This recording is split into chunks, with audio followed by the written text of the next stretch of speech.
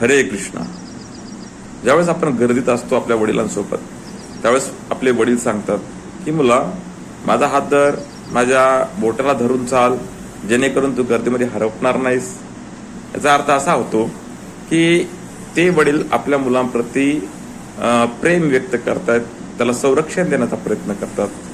अगदी त्याच्या पद्धतीनं भगवद्गीतेमध्ये भगवंत सांगत आहेत की सर्व धर्मान परित्यज्य मामेकम शरणम व्रज अहम त्वाम सर्व पापेभ्यो मोक्षयिष्यामि मा शुच.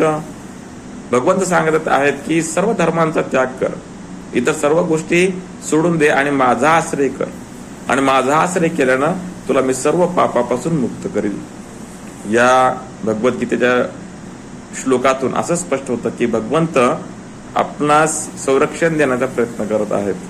एक लव्हिंग फादर प्रमाणे, एक केअरिंग फादर प्रमाणे, एक काळजी करणारा जो वडील असतो त्या वडिलांप्रमाणे इथं भगवंत सांगत आहेत की कुठल्याच गोष्टीची भीती न ठेवता माझा आश्रय कर, मी तुला सर्व पापापासून मुक्त करेल, त्याचबरोबर मी तुझं संरक्षण करेल. अहम त्वाम सर्व पापेभ्यो मोक्षयिष्यामि मा शुच. मा शुच म्हणजे काही काळजी करायची गरज नाही.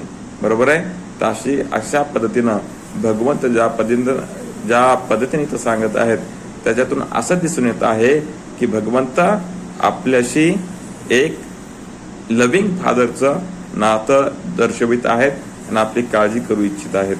हरे कृष्णा.